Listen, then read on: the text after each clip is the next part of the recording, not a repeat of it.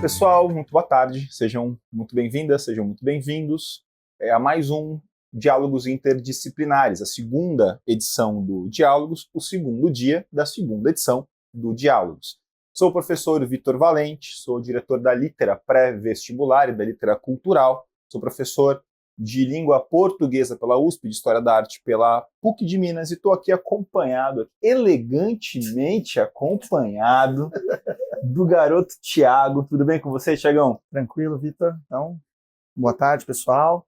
Sou Thiago, sou professor de Geografia lá na Litera, sou formado em História inicialmente lá na Unicamp e depois a Geografia lá na USP.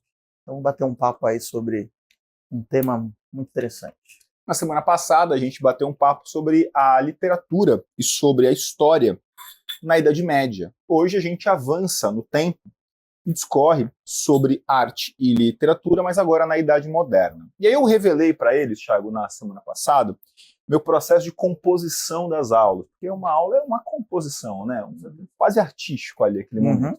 Que eu boto ali uma musiquinha para poder tocar e tal, eu tô ali, pá, de boinha ali, fazendo a minha coisa.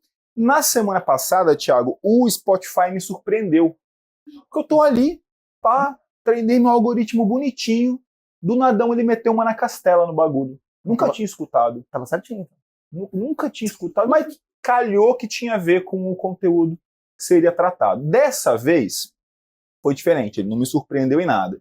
Comecei a montar a minha aula, e primeira, segunda, terceira música me cai em quem? No Garoto Emicida. Se você me conhece há 5 minutos, você sabe que eu sou ligeiramente tiete. Ligeiramente tiete. Aí caiu uma canção, uma das canções que eu mais gosto dele, chamada A Ordem Natural das Coisas, que eu vou convidar a professora Mariana para cantar e dançar pra gente. Mentira. Ela gelou. Mas assim, o olho da Mariana. Eu achei maneiro que ela considerou que fosse verdade. Não, assim, vou ter que fazer. Ela ameaçou levantar. Ela ameaçou. Ai, meu Deus, vai. Tá tudo bem, meu amor? Tudo bem aí. Não, o que eu vou fazer pra vocês, que eu vou tocar pra vocês essa canção. Vamos lá.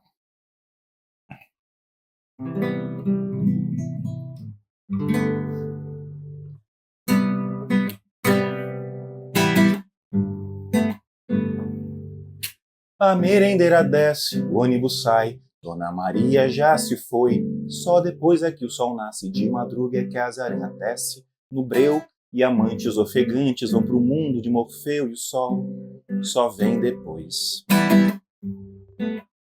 O sol só vem depois.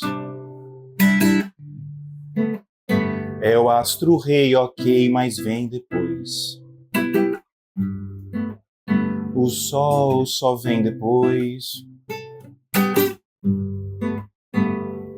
Anunciado no latir dos cães, no cantar dos galos, na calma das mães, que quer o rebento 100% e diz, leva o documento sã, na São Paulo das manhã, que tem lá seus Vietnã, na vela que o vento apaga, afaga quando passa. A brasa dorme frio, só quem dança é a fumaça. Orvalha o pranto dessas plantas no sereno. A lua já tá no Japão, como esse mundo é pequeno. Farelos de um sonho bobinho que a luz transborda. Dá um tapa no quartinho, esse ano sai a reforma. O som das crianças indo pra escola convence, o feijão germina no algodão. A vida sempre vence. As luzes curiosas como são, se investem de cabelo crespo, ancião, caminham lento lá pra cima, ao firmamento, pois no fundo ela se finge de neblina, pra ver o amor dos dois mundos. Merendeira desce, o ônibus sai, Dona Maria já se foi, só depois é que o sol nasce, de madruga é que as aranhas tece no breu, e amantes ofegantes vão pro mundo de Morfeu, e o sol só vem depois. O sol só vem depois.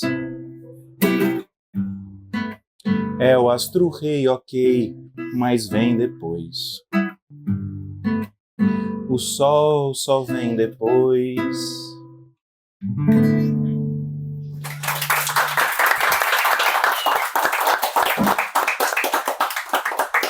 Thiagão, essa música, ela tem uma história muito bonita, de verdade, tá? Uma parte eu sei que é verdade, a outra eu escolhi acreditar. Quando o Emicida estava compondo esse álbum, Ele tinha acabado de passar pelo falecimento de uma pessoa muito querida, o grande sambista Wilson das Neves, grande nome do samba. E aí, conversando com... Isso é real, essa é a parte que eu sei que é verdade, tá? E aí, daqui pra frente, acredite se quiser, como eu decidi acreditar. Diz que ele estava batendo um papo com a mãe dele, com a dona Jacira, muito triste com a morte do amigo, e ele vai dizer, poxa mãe, difícil, né? A morte sempre vence, né? A inevitabilidade, né, do fim de tudo. E a mãe vai dizer, olha meu filho, eu entendo esse momento triste pelo qual você está passando, mas você está um pouquinho equivocado, porque você está olhando só uma parte dessa história. Porque, na verdade, quem sempre vence é a vida, né? A semente morre que é para a planta nascer, e essa planta que vai morrer vai servir de matéria orgânica para que outras tantas sementes... O que vence é sempre... Nessa disputa, até hoje, quem venceu foi a vida. Tanto que a gente está aqui. Acho bonita essa colocação. De qualquer modo, Thiago, essa canção, ela trabalha a partir de uma lógica, bom, desde o título, a ordem natural das coisas, que parte do princípio de que a racionalidade, de alguma forma, rege o mundo. Afinal de contas, as coisas partem de uma ordem natural. É a noite que segue o dia, né? São os dias que se seguem, as semanas que se seguem.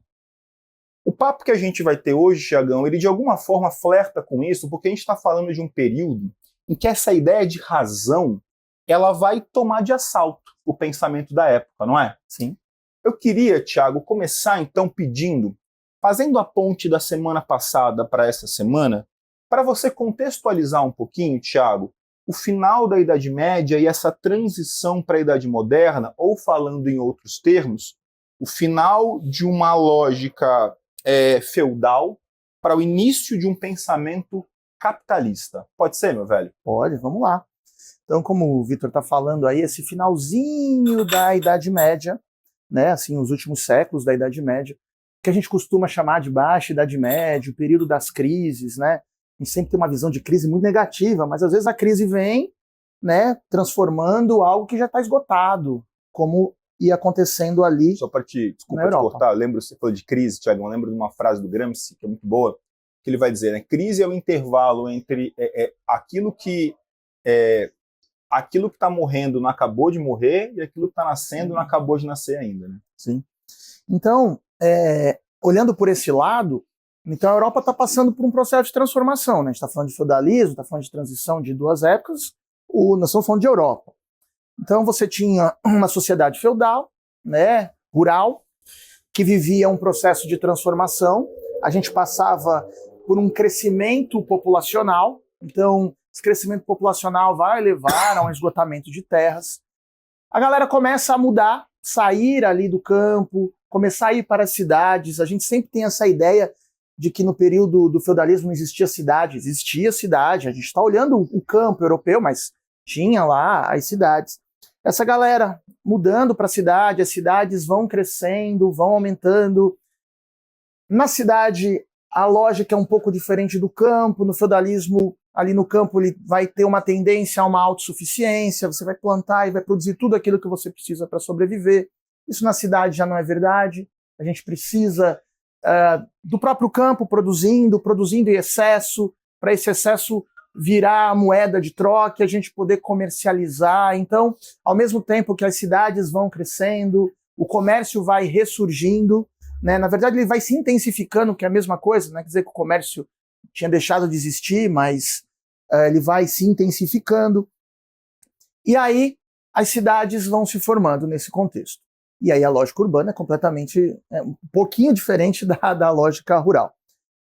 Ao mesmo tempo, então, os séculos vão passando, vem o período das crises, né, que a gente chama, né, a crise, as guerras, a fome, a peste, né, as revoltas que vão acontecendo ali no campo. Isso passa por um enfraquecimento dos senhores feudais.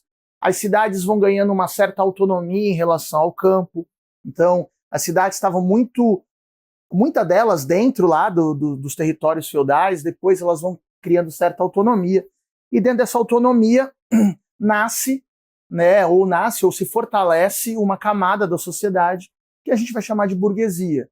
Burguesia que anteriormente era a galera que habitava os burgos, né, esses centros urbanos. Agora a burguesia é aquele que que vai trabalhar, que vai produzir algo, né? Então, dentro das cidades. Para essa burguesia prosperar, para essa burguesia, né, começar a ganhar força, havia necessidade de alguma organização dentro destas cidades que estão crescendo. A primeira, a gente precisa de uma unificação de diversos aspectos da vida social, da vida jurídica, da economia. Então, há uma necessidade de uma moeda única, de uma unificação monetária. Vamos lembrar que a sociedade feudal ela é praticamente amonetária, então volta a questão da monetarização e eu preciso unificar. Eu preciso unificar pesos, medidas, eu preciso unificar as leis, eu preciso unificar o poder. E aí a figura do rei, que estava meio apagada naquela sociedade fragmentada do feudalismo, volta a ganhar uma certa força. Então você tem aí a figura do rei centralizando o poder e a burguesia dando força, principalmente na questão econômica, porque o comércio vai se intensificando. Tiago, vê se eu estou certo. Eu posso falar que a burguesia é uma classe, portanto, produtora, é isso? Produtora de riqueza, produtora de divisas? É meio por aí? Sim, nesse momento sim. Mais para frente a gente vai acabar dizendo que a burguesia é aquela detentora dos meios de produção. Tá, né? Mas então, na não é sociedade contemporânea. Nesse momento ainda não. Então ela está ali produzindo, sim. Então na cidade. Mas é o que? Comércio? Comércio. Então a burguesia mercantil vai ganhando muita força. E essa burguesia mercantil vai acabar depois financiando a própria formação desses estados que estão nascendo, né? Esses estados modernos que vão surgindo aí na decadência ou na crise do sistema feudal. Tiagão, legal você pontuar isso, porque isso me coloca algumas questões. A gente está falando de uma classe burguesa que está aqui, né, cada vez mais pujante, e fundamentalmente uma classe que vai se fundamentar em torno do comércio. Sim. Me parece que essa classe vai crescendo, ela vai querendo se emancipar cada vez mais, ela vai querer crescer, ela vai querer se desenvolver, buscar conhecimento como o ET Bilu, beleza? Né? Ela vai buscar conhecimento. Fundamental.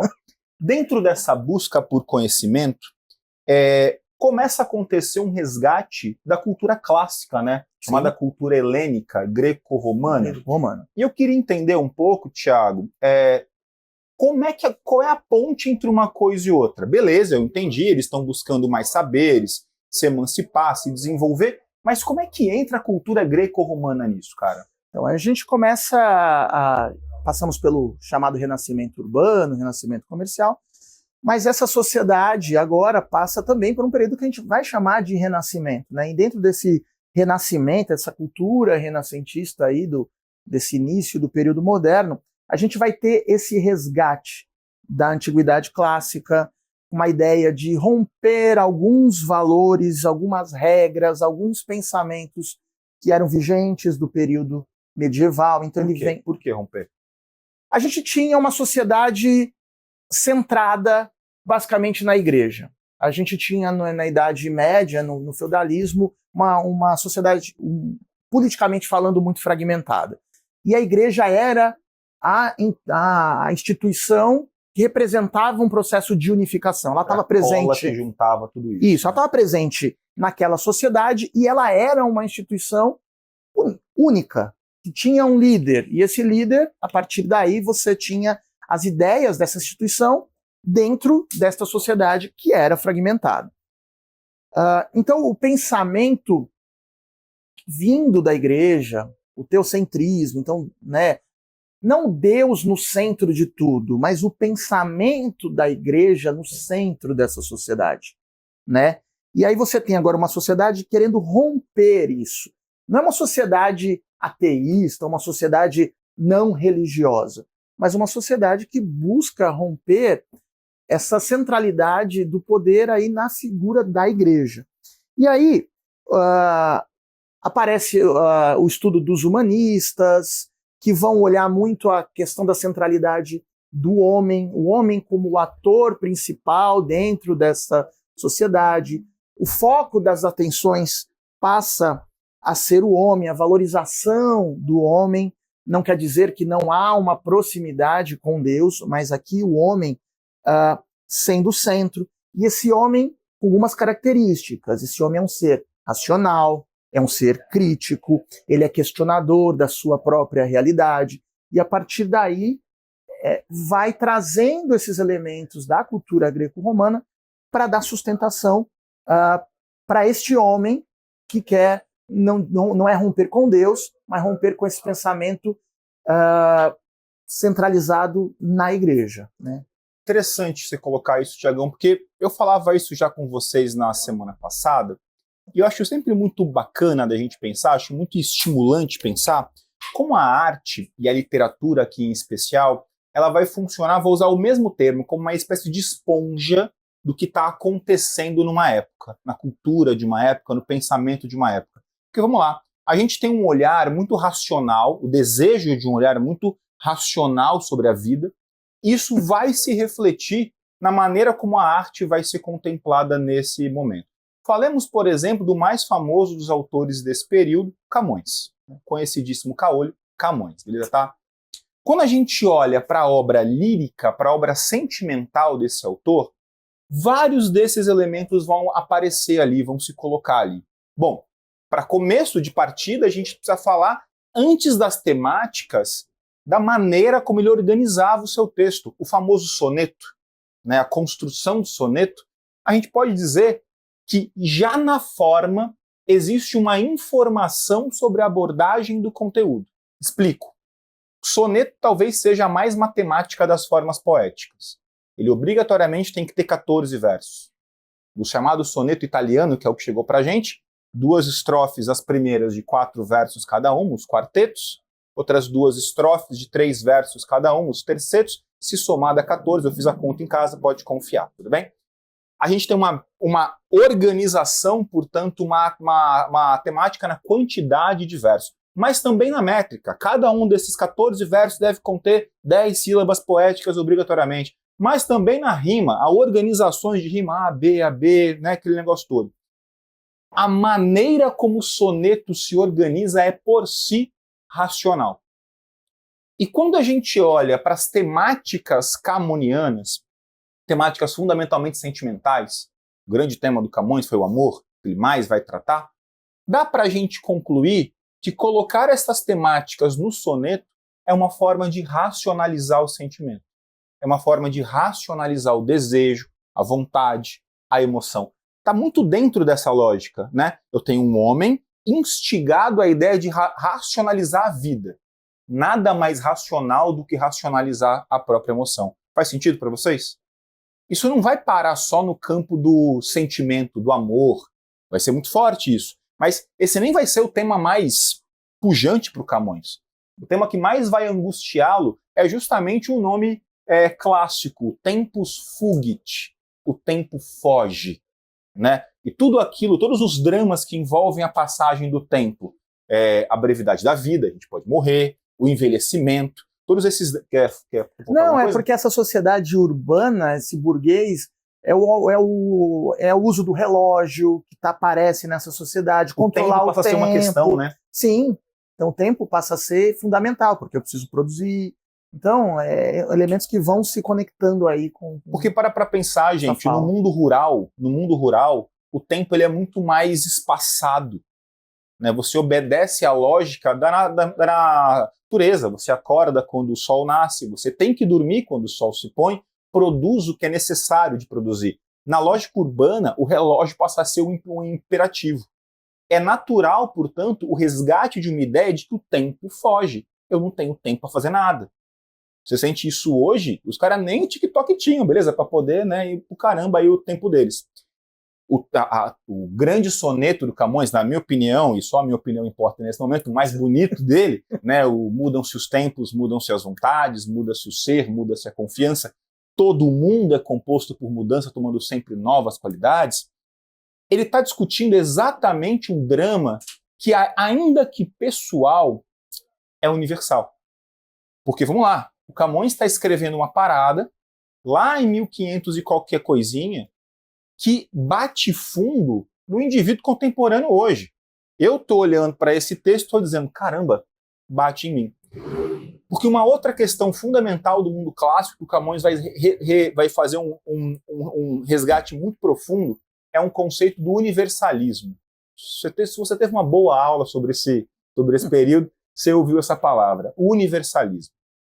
E aí, Tiagão, para explicar o universalismo, é importante fazer o resgate de uma obra clássica fundamental, a boa e velha conhecida A Ilíada. Grande poema grego que vai contar a história da Guerra de Troia, entre outras questões. É muito comum, molecada, um desavisado pegar a Ilíada para poder entrar nela e ficar um pouco frustrado no começo, porque você vai perceber que o grande herói dessa história ele vai entrar muito depois. É o Aquiles. Você tava, o Aquiles, doideira, ele vai demorar uma cota para entrar. Porque o Aquiles ele entra na guerra quase que ao acaso. Porque a motivação do Aquiles não é a guerra em si. É alguém próximo dele, um grande amigo que é morto. E aí o assassinato desse cara próximo é o que vai mobilizá-lo nesse desejo de que ele mexeu com o meu, eu vou para cima. E aí olha que coisa interessante. O Aquiles era um semideus. A mãe dele, a deusa Tétis, o visita. E vai dizer, meu filho, eu tenho que te contar um negócio antes de você ir para esse negócio aí. Eu preciso te contar que você tem uma decisão muito importante para tomar. Se você não for para essa guerra, você vai ter uma vida muito longa, muito feliz. Você terá filhos, você terá netos, eles vão te amar bastante, e você terá uma vida tranquila, muito satisfatória, que será esquecida assim que você morrer, porque você será um homem comum. Do contrário, se você for para essa guerra dela, você não volta. Sua vida será breve. Entretanto, os seus feitos serão cantados por toda a eternidade. Deusa Tétis fala, seus feitos serão tão grandes que em 2024, o professor de literatura na Realejo vai estar falando disso. Você já sabe qual foi a decisão que ele tomou. Ele vai. À luz dos valores contemporâneos, a decisão de Aquiles é irracional. O cara doido, escolheu uma vida curta, morrer na guerra, que papo de dodói. Não para os valores da época. Por um grego como Aquiles, a vida humana ela é curta de qualquer maneira. Uns anos a mais, uns anos a menos, isso não muda nada. O que vale é que a nossa história perdure para a eternidade. O universalismo da literatura, lá nos anos de 1500 com Camões, parte da mesma premissa, mas de forma um pouquinho mais segura, fazendo poesia, não indo para a guerra. No Camões, ele vai buscar abordar em seus textos temáticas universais. Quando Camões diz que amor é um fogo que arde sem se ver, é ferida que dói e não se sente, em 11 versos seguidos define o amor de forma contraditória, ele está batendo em algo que bate em todo mundo, em todo lugar e em qualquer tempo. Para todos nós que experimentamos o amor, entendemos em algum ponto da vida, mais ou menos, de maneira um pouco mais doída, um pouco mais satisfatória, as contradições do amor. Claro para todos isso? O universalismo, olha como é racional. A busca por tentar abarcar um conceito que bate em cada um de maneira diferente, mas que encontra uma raiz comum. Racional, portanto. Lógica, portanto. É tentar encontrar uma razão lógica dentro daquilo que não seria. Claro para todos? Claro para todos? A grande questão para um autor como Camões, ou para outro autor clássico que seja, é a abordagem racional dos temas afetivos. E aí eu não quero que você leve para suas provas a ideia de afetivo só amoroso não, tudo bem? O drama do medo da morte é um drama profundamente afetivo também. Todos com essa? Boa? Mas, Thiago, eu acho que isso ainda diz pouco, porque eu acho que existem outros elementos que vão compor esse cenário. Fundamentalmente, Thiagão, a gente não abordou ainda uma questão que eu acho que ela é fundamental para a época, que é a questão da conquista ultramarina. Né? Europeu, na época, tinha um negócio com o oceano, né, de sair buscando por aí, a maluquice dos caras. Sim. Como é que isso se insere, cara? Me conta. Então, a gente está saindo, então, dessa sociedade medieval, com controle ainda, com pensamento muito controlado, vamos assim dizer, pela igreja.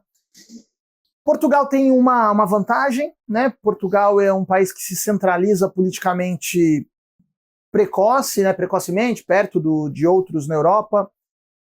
Cria-se uma burguesia mercantil, como a gente falou, e a partir daí, com estes valores trazidos por esse período renascentista que está, né, que tá permeando essa sociedade, sempre por trás a ideia da aventura, da ação, né, de buscar o desconhecido. Então, a própria expansão ultramarina, as grandes navegações, por trás tem essa ideia da busca pelo desconhecido, né? O homem, esse antropocentrismo traz muito isso, né? Da ideia de ele buscar esse desconhecido, a ação, a aventura, e ele vai desbravar esse mar. É óbvio que por trás tem um interesse econômico, por trás tem um interesse religioso. Vamos lembrar. Dilatar a fé e o império, né? Hã? Dilatar a fé e o império. O império, né? Nessas expedições, sempre a igreja estava presente. Nós estamos passando por um processo aí de. Tinha um clérigo porque expandia a fé, está naquele momento pensando em reforma, de divisão do cristianismo no Ocidente, né? O Oriente já tinha dividido. Então, os interesses econômicos, a aventura, tudo por trás dessa busca aí por novos mares, né? Por novas terras. Vamos lembrar que apesar de ter essa aventura, ainda tinha um pouquinho do imaginário medieval, desbravar o desconhecido. O mar é visto como desconhecido. Quando a gente pega as cartas cartográficas produzidas nesse período, a gente encontra elementos que vão mostrar o desconhecido. Foram navegar e não voltaram. Por que não voltou, né? Um monstro... não voltou, né? Então alguma coisa aconteceu. Porque vamos pensar, nós estamos ali no século XVI. Então a tecnologia não era lá essas coisas. Você tinha as dificuldades da navegação. Mas você ainda encontra uma tentativa de explicação mística, né, Tiago, das coisas. Ainda tem, ainda aparece. Isso ainda persiste, né? Persiste, né? A igreja, ela perde um pouco da sua força, mas uma contestaçãozinha e tal, mas ela continua sendo uma instituição fundamental para a gente entender esse período. A igreja está presente em todo esse período. Fora isso, né, eles vão descobrindo, vão entrando em contato com outras culturas, né? Esse contato com as outras culturas também foi fundamental até antes das grandes navegações. Se não fosse o contato com os árabes, se não fosse o contato com essa cultura clássica, muita coisa não teria acontecido. Então, inclusive, né, Tiagão, desculpa te cortar, mas tem um conteúdo que vocês não veem em escola e não cai em prova para vocês, mas que é o Renascimento Árabe, que é riquíssimo. Porque a forma como a escola coloca as coisas faz parecer que o Renascimento ele é europeu e que ele não vai acontecer em mais nenhuma parte do mundo. Mas há um renascimento cultural árabe gigantesco, vasto, anterior e riquíssimo, e que vai fazer um pouco esse bonde, né, vindo aqui pro Ocidente e influenciando bastante. Exatamente. Né, Thiago? Não só o árabe, mas os reinos africanos, que a gente quase não fala também, influenciaram demais nesse período. Então você tem esses reinos africanos, você tem os árabes, tudo isso compondo esse período aí das grandes navegações. Chegada em outros cantos do mundo, levando, obviamente, o processo de ocidentalização, podemos assim dizer, desses cantos, porque junto vai a religião, mas vai o poderio econômico, a busca por riqueza, né? Então, o desenvolvimento do mercantilismo, que é esse capitalismo que está surgindo aí pós-feudalismo, também vai na esteira aí das grandes navegações. Dá para a gente falar, Thiago, que existe um princípio, pelo amor de Deus, não quero cometer um anacronismo aqui, de um pensamento meritocrático começando a surgir, uma ideia de valorização do esforço individual, por assim dizer? Sim. Ainda que sem a palavra meritocracia, ela é muito recente, tal, claro. Obviamente, né? E isso até vai compor o que a gente entende por burguesia ao passar dos anos, né? Essa ideia do esforço próprio, pelo trabalho e tal. Isso. A própria Reforma Protestante traz em alguns pontos, né? Dentro de Calvino, tem esses elementos do trabalho, né, sendo um dom de Deus, né, e esse crescimento pelo próprio trabalho. Que é digno, né, o trabalho como elemento que é dignificador, né? Sim, do homem. Então, a gente está nesse momento, nessa mudança, nessa transição. né? Não vamos pensar esses momentos como rupturas drásticas. É um processo. Então, o feudalismo vai acabando, né? Vai entrando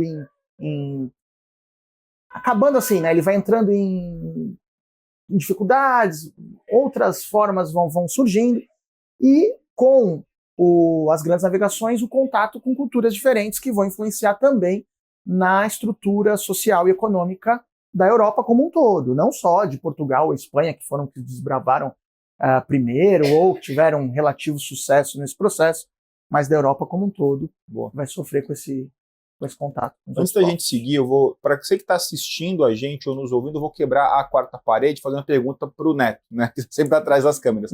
Então, você lembra o nome daquele livro, cara, que você leu sobre a questão do Renascimento Árabe? Se não lembrar, te botei na fogueira agora, a gente coloca na descrição. História da Unesp. Vamos buscar depois o nome do... A gente coloca, porque eu acho que é um material bacana, né, de apoio. Legal, bacana, boa.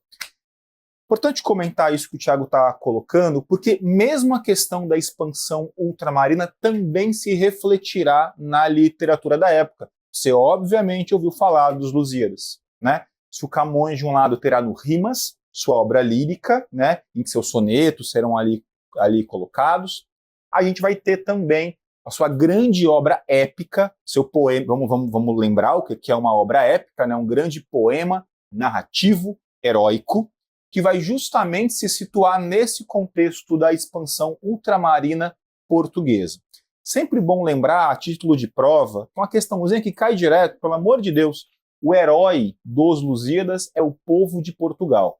A gente vai ter ali alguma centralidade na figura do Vasco da Gama, né, do personagem histórico do Vasco da Gama. O fato histórico que vai servir como ponto de partida para essa história é a viagem da esquadra do Vasco da Gama a contornar o Cabo das Tormentas, posteriormente chamado de Cabo da Boa Esperança, né, encontrando uma rota marítima para aquilo que se vinculou a se chamar de as Índias, né?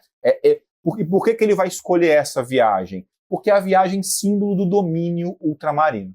A partir daquele momento, os portugueses dominaram os mares, simbolicamente. É interessante porque esse domínio português sobre os mares, ele remonta ao século XV, então ele vai descendo o oceano, passa por Ceuta, passa pelas Ilhas Atlânticas, Cabo Verde, tem Canárias um pouquinho para cima, vai pingando ali, que a gente vai chamar, né, do fazer o périplo africano, pingando e formando algumas feitorias ao longo da costa africana, até contornar o Cabo das Tormentas e conseguir chegar às Índias, que não é a Índia como a gente conhece hoje, mas é tudo que tá para lá, né? Passou da África, é as Índias. Vai chegar até Macau na China, até, né? Macau na China. Não sei se vocês sabem, tá? Mas Macau na China tem o português como língua oficial, em função disso.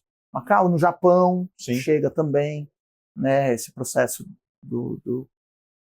das grandes navegações. Lá nos Lusíadas, a gente vai ter um longo poema épico de fundamento histórico. Toma cuidado com a precisão de conceito. Os Lusíadas não é uma história verídica. Ele vai pegar como ponto de partida um fato concreto e a partir daí ele vai criar. A partir daí ele vai ficcionar em cima disso. Aí, olha que interessante, Tiago e vocês, como essa conciliação de uma referência helênica de um lado, do mundo greco-romano de um lado, a uma lógica ainda religiosa cristã, vai acontecer. Porque ele vai criar uma alegoria nessa história, que é o chamado Concílio dos Deuses, né? Qual é a brincadeira que vai ser posta ali?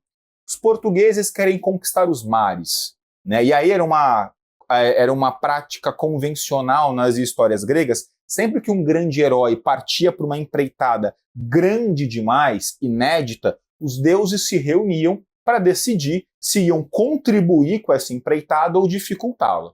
Vem o concílio, portanto, a reunião dos deuses. E os deuses não chegam a um consenso. Os deuses... Aí o Camões vai usar os deuses romanos, né? Eles não vão chegar a um consenso. Há deuses que ficarão do lado dos portugueses, há deuses que ficarão contra eles. Ao lado dos portugueses ficará Marte, o deus da guerra, e Vênus, a deusa do amor. Olha que construção da ideia do que é esse povo. Um povo bélico, um povo guerreiro, mas um povo amoroso, né? Um povo afetivo. Contra os portugueses ficará Netuno, o deus dos mares. E por quê? Porque ele é rancoroso, porque sua contraparte grega, né, Poseidon, era patrono de Troia. Troia foi destruída pelos gregos. Os gregos que, por sua vez, culminaram nos romanos, os romanos que culminaram nos portugueses, olha só. E aí Poseidon, né, quer se vingar dos gregos ao se vingar dos portugueses. Nunca chateie um deus. Ele vai levar tempo para poder esquecer. O outro, Baco, Dionísio na sua contraparte grega, porque não aceita que mortais tenham feitos maiores que os seus. Esse pano de fundo pagão, Camões está ligado que se ele deixar a coisa assim, vai azedar para ele, porque essa obra tem que passar por um censo religioso, tem que passar por uma censura religiosa. E como fazê-la passar? Tem uma passagem do livro em que os deuses romanos, no concílio, estão discutindo a emancipação do cristianismo. E aí, o equivalente Zeus, né, Júpiter, né, dos romanos, vai dizer, olha, com esse Jesus aí a gente não mexe porque ele é maior que a gente. Olha a safadeza que o Camões coloca para se livrar da censura, né? É só uma alegoria. Esse é o Deus de verdade colocado. E a história vai se passar com esses deuses interferindo sem se mostrar de forma direta nesse percurso. E aí, para simbolizar algumas coisas que o Tiago pontuou do ponto de vista histórico, cabe citar para vocês 2 episódios. O primeiro deles é o chamado episódio que vai culminar nessa história, o ponto máximo dessa história, do gigante Adamastor. O gigante de pedra, que vai simbolizar justamente o cabo das tormentas, né? O passar pelo cabo na história é vencer esse gigante. Por que eu digo isso? Porque ele vai representar o grande momento antropocêntrico dessa história. Porque é esse homem, ainda que pequeno, bravo, valente, que conseguirá suplantar, derrotar os deuses e a natureza. Aquilo que é maior que ele. Esse homem munido de esforço, de trabalho, de empenho. Olha essa ideia do mérito sendo... Ele tem que merecer passar o cabo. É importante. Quanto mais difícil a batalha, mais meritória é a sua conquista. Essa ideia do mérito colocada muito fortemente ali. Isso é muito poderoso, gente. Essa ideia de que se você se esforçar, batalhar, você vai conquistar grandes coisas, é uma história muito sedutora. Ela é tão sedutora que ela chegou até hoje. Né? Nada que não seduza tanto duraria por tanto tempo. Durará por muito mais tempo ainda. Outro episódio fundamental para a gente entender a obra é também, lá no comecinho, o episódio do velho do Restelo. Quando eles estão organizando as coisas para sair em viagem, há a figura de um velho, que é um velho ranzinza, xingando os portugueses que navegarão. Num contraste à festa que ocorre em volta. Está todo mundo na beira da praia parabenizando nossos grandes heróis que vão partir a conquistar os mares, e tem um velho chato pra caramba na beira da praia dizendo, isso aí é tudo safadeza. Estão indo para roubar, estão indo para matar, para pilhar.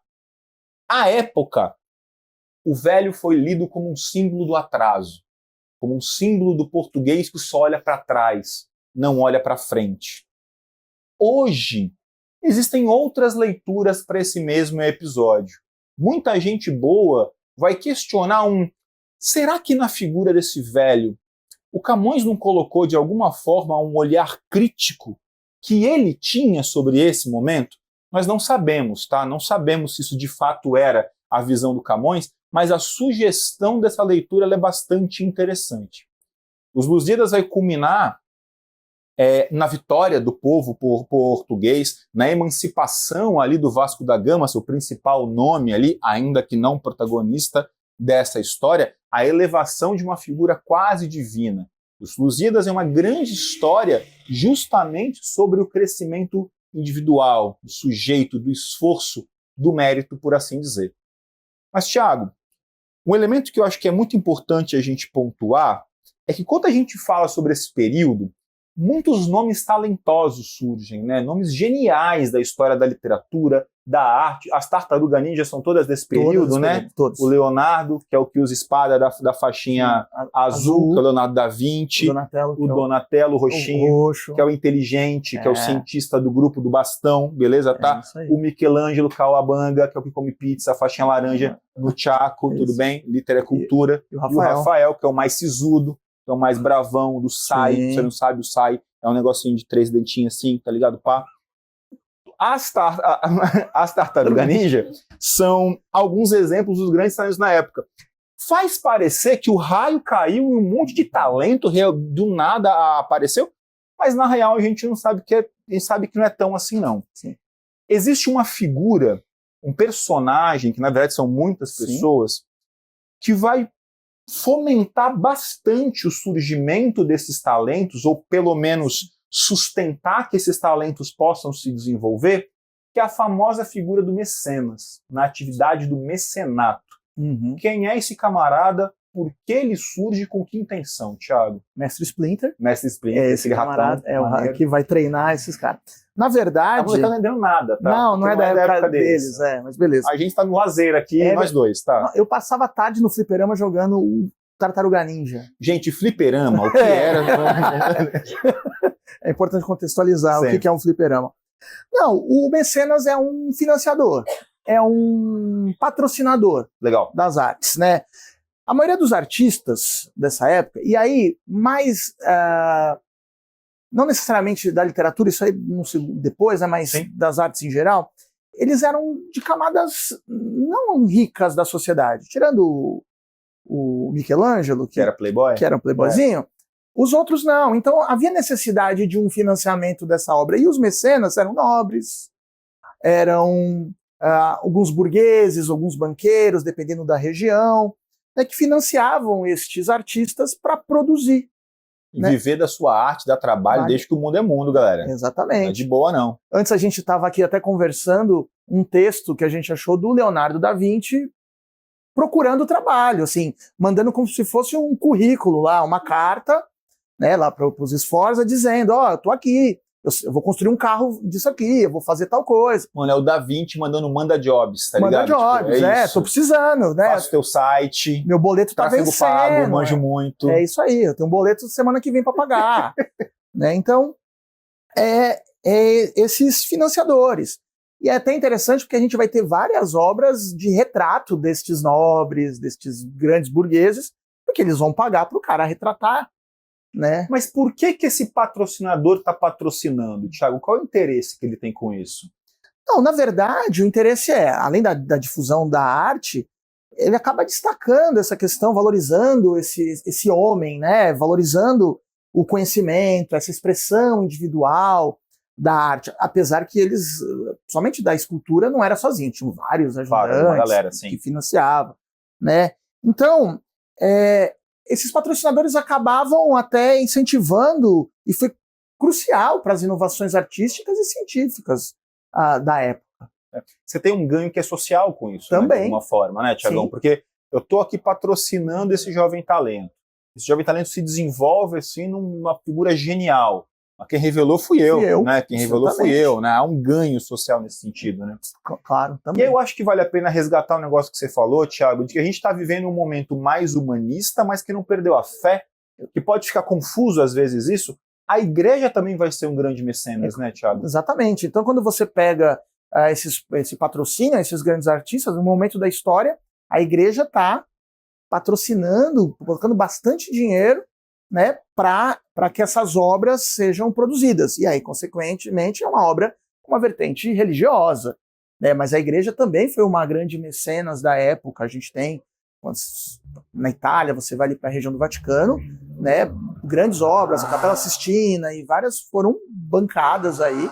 Esses artistas foram bancados para pintar, para esculpir, para produzir essa arte. É uma das obras da igreja. Uma das obras que eu mais gosto do Michelangelo, que é meu aluno, a gente viu em sala, que é a figura do Moisés, né? Aquele Moisésão chapado de whey protein, tá ligado? Aquele Moisés imenso. Aquele Moisés, ele é um mausoléu de uma figura religiosa, né? Obviamente, ele foi financiado pela própria igreja para ali fazê-lo, né? Então, por favor, gente, não confundam essas questões. Estarmos diante de um momento que pauta a questão de uma emancipação do humano em nada anula a influência religiosa. Exatamente. É que, de alguma forma, essa influência religiosa ela vai estar concorrendo com outras correntes de pensamento. É importante a gente lembrar, né? O humanismo não significa opor o homem a Deus. Esse é o primeiro ponto, né? E nem busca medir forças entre o homem e Deus, né? Ele valoriza as pessoas, nesse processo aí de valorização do homem contra as suas virtudes, suas qualidades. Muitas dessas virtudes e qualidades foram negadas, né, no período medieval, né? Então, por ser negadas, então agora haverá esse processo dessa valorização, mas hipótese alguma significa se opor a Deus ou disputar com Deus, né, neste momento da história. E aí, galera, pensando em prova, acho que vale a pena resgatar uma palavrinha que nessa busca por determinados valores humanos que são fundamentais que vem. Tem uma palavra que as provas gostam bastante, que é a palavra hedonismo. Se for anotar, é com H, tudo bem? Importante Sim, lembrar, tá? Que é a valorização dos prazeres, né? A valorização dos prazeres materiais. E aqui é importante só esclarecer, porque sim, esses prazeres sensoriais, eles vão estar no campo da boa comida, da boa bebida, vai estar no campo dos prazeres do corpo, mas também nos prazeres da arte. Contemplar uma obra de arte, uma música gostosa, é hedonista também. Então, olha que coisa bacana, né? Valorizar o prazer, né? É um ponto fundamental para esse Contrapõe momento. Um pouco com a sociedade anterior, né? Castradora demais, né? Que vai querer moldar essa pessoa, controlar uma vida mais ascética, né? Mais simples, né? Então, é uma ruptura com relação a esse pensamento. Lembrando que esse período moderno não é necessariamente uma ruptura, né, drástica, mas é um processo que vai rompendo alguns valores e algumas características do período anterior. Dúvida, pergunta, criançada? Alguém mais? Alguma coisa? Maravilha? Todos? Espero que vocês tenham gostado do papo de hoje. O papo gostei bastante. Gostou, professor Thiago? Gostei. Se divertiu? Sim, claro. Thiago falou que vai terminar aqui a aula da gente com uma performance. Eu comecei cantando, tocando, e vai terminar dançando. Exatamente. Thiago na Unicamp era conhecido como Titi Cintura de Mola. Vocês vão entender de onde vem esse epíteto do professor Thiago. Com certeza. Para você que está em casa, infelizmente você não vai conseguir assistir. O Thiago é tímido, é só quando desligar a câmera, só quem está aqui vai ter contato na dança com isso. Só pagando no meu OnlyFans. Aí vai assistir a dança, entendeu? De graça, seja um mecenas do professor Thiago, né? Patrocine a arte do professor Thiago. Vamos sortear o livro de hoje? Bora sortear o livro de hoje? Vamos lá. Vamos lá. O número é 12. Garota Clara, você foi sorteada com o livro A Vida Não é Útil, do Ailton Krenak. Molecadinha. Amanhã, semana que vem a gente tem o último dos nossos encontros. Sai o professor Thiago, retorna a campo a professora Carol para a gente falar sobre idade contemporânea e o romantismo, tá? Uma aulinha que está bem gostosinha, muito bem sacada. Um beijo para vocês, um bom final de semana. Para você que está em casa, no carro, na bicicleta, ouvindo, assistindo a gente. Até a próxima. Tchau, tchau. Tchau, tchau. Agora sobe os créditos.